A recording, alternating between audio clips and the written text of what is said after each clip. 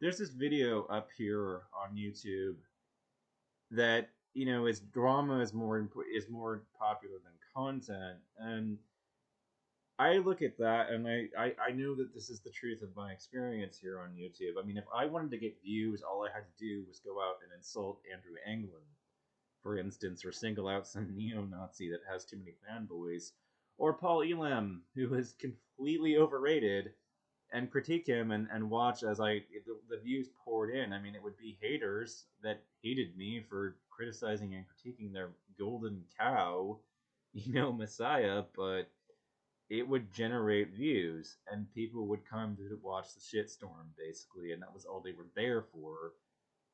That was it was their blood sport. It was why they were there in the first place, was to see Paul Elam basically punch on somebody that isn't a subscriber to the fucking MRA ideology. I mean, that was what they wanted ultimately. So you know, I found myself in an emulator video the other day about PlayStation 4 emulation, and up against a guy who was basically just spouting off about how we're just a bunch of jealous PC gamers that basically just want to that basically just want to see the PlayStation emulated so that we can play those PlayStation 4 exclusives. And it's like, I own a PlayStation 4. One of the reasons why I would love to see the damn thing emulated is because I know that there will be features on the thing that the PlayStation 4 will never actually support, like save states.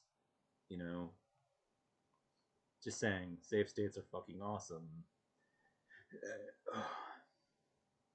And at the end of the day, I think that emulators are ultimately a better experience than the actual console itself every single time. It's a pretty consistent feature of all of it, which is why I would love to see the damn thing emulated, in spite of the fact that I actually own one. Also, emulating it will create a whole new generation of people that know how to code that at that kind of level. So, reverse engineering experience and all that real world experience, and it's just really, I'm very enthusiastic about seeing the damn thing emulated. But the thing that really frustrated me is that there's been this back and forth pissing match, as my friend has pointed out. My friend Michelle over at Tackett and Tackett Entertainment has pointed out. I've linked a couple of her videos on SW. You know, she's pointed out that Sony censors just like Nintendo does. I mean, like, there's always this critique that is hurled at Nintendo for having censored their games and not really being all that big on like LGBT, but not really not LGBT, but erotica basically.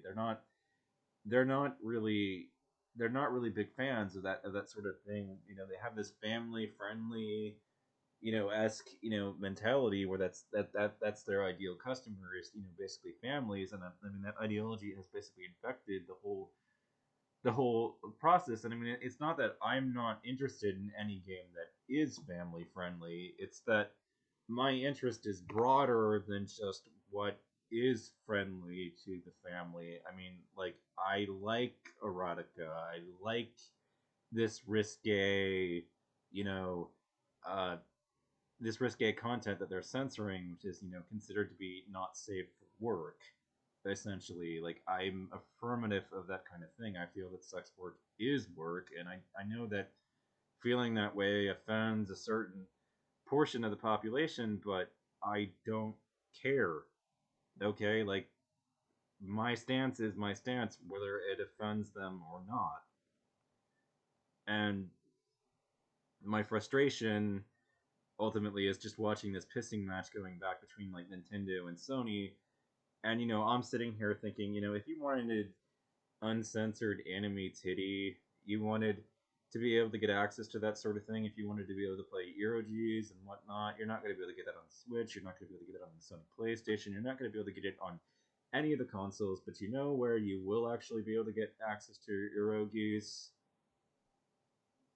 The PC. I submit that my argument is essentially that the computer is the grown-up kid's toy.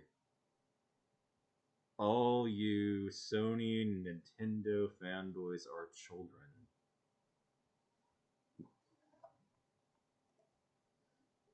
Like I said, drama is more popular than content.